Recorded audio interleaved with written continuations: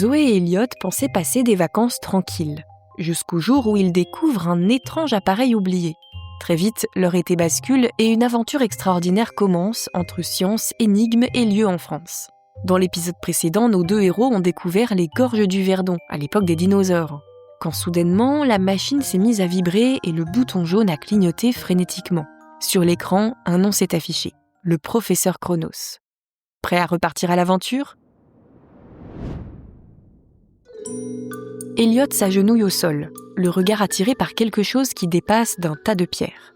C'est un vieux carnet oublié. Il est taché, humide, mais les pages sont encore lisibles. Soudain, la machine se met à vibrer et le bouton jaune clignote frénétiquement.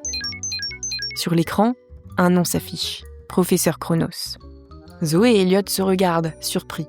« Tu penses que c'est le professeur Chronos ?» demande Elliot, tremblant. « Celui qui a laissé le mot sur le parchemin ? Qu'est-ce qu'il veut nous dire ? » « Il n'y a qu'une seule façon de le découvrir, » répond Zoé en fixant l'écran. « Fais attention, n'appuie pas sur le bouton rouge, » prévient Elliot. « On ne sait pas ce qui pourrait se passer. » Le cœur battant, Zoé appuie sur le bouton jaune pour entendre le professeur Chronos. Une voix mystérieuse s'élève de la machine. « Bonjour Zoé, bonjour Elliot. Je suis le professeur Chronos. Il est venu le temps de vous expliquer plus précisément l'objectif de votre chasse au trésor. La machine est mon invention, et vous n'êtes pas tombé dessus par hasard. Je vous ai choisi. La Terre va mal et elle a besoin de vous. Vous allez devoir trouver un objet à chaque étape. Chaque objet détient une énergie unique qui maintient l'équilibre de la Terre. Il vous faudra absorber cette énergie en appuyant sur le bouton bleu. Quand vous aurez toutes les énergies, vous serez emmené dans un lieu final, le poumon de la Méditerranée. Avec la chasse au trésor, on pourra savoir où se situent les objets, ose intervenir Elliot. Exactement, Elliot, confirme le professeur Chronos. La machine vous transportera à travers les lieux. Conservez bien le carnet que vous venez de trouver. Il pourrait vous servir plus vite que vous ne le pensez. Le premier objet qu'il vous faudra trouver est une rose. Mais une rose particulière. La merveille du Mont-Saint-Michel. Bon courage. Sur ces mots, Zoé et Elliot sont aspirés par la machine.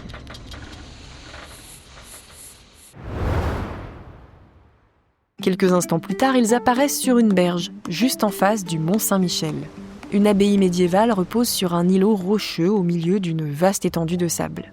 Des mouettes volent au-dessus de la baie, à la recherche de nourriture.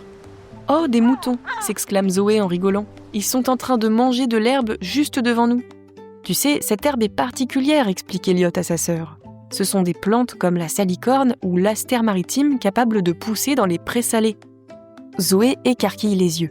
Elle est impressionnée par tout ce que son frère retient de ses lectures. Et qu'est-ce que c'est, les prés salés ? Ce sont des prairies recouvertes par la mer lors de marées. On peut aussi les appeler herbus. Bravo Elliot, renchérit Bip Bop en faisant clignoter le voyant violet de la machine. C'est exactement ça. Et le rocher sur lequel l'abbaye du Mont-Saint-Michel a été construite, tu sais comment il s'est formé ? Elliot secoue la tête, songeur. Je sais juste qu'il existe plusieurs légendes. Ma préférée, c'est celle du géant Gargantua. Il aurait été gêné par des cailloux dans sa chaussure et les aurait jetés dans la baie. Mais je veux bien connaître la vraie version, ajoute-t-il en ajustant ses lunettes. Vous vous souvenez de la tectonique des plaques ? Commence Bip Bop. Oui, répond Zoé. Les continents se situent sur des plaques qui bougent en continu. Il y a 525 millions d'années, de l'argile, du sable et plein de petits cailloux ont été enfouis très profondément dans la Terre, poussés par le mouvement des plaques, reprend Bip Bop. Une partie a fondu et s'est transformée en magma. Mais le magma était plus léger que les roches autour. Il est alors remonté par des fissures et des failles. Petit à petit, le magma a refroidi et il est devenu une roche très très dure, le granit. Et donc, c'est ça qui a formé ce rocher directement, s'étonne Elliot. Non, explique Bip Bop. Au début, le rocher que vous voyez aujourd'hui était caché, entouré par des roches moins dures. Mais avec le temps, l'eau et le vent ont usé ces roches plus tendres. À la fin, il ne reste que les plus solides. D'ailleurs, le Mont-Saint-Michel a des jumeaux. Vous voulez en voir un ? Oh oui, crie Zoé et Elliot. Alors traversez la passerelle qui mène à l'îlot et vous aurez une meilleure vue, conseille Bip Bop. Sur ces mots, les enfants s'élancent, impatients de découvrir les jumeaux du Mont-Saint-Michel. Que vont-ils découvrir ? Tu le sauras au prochain épisode. À très vite.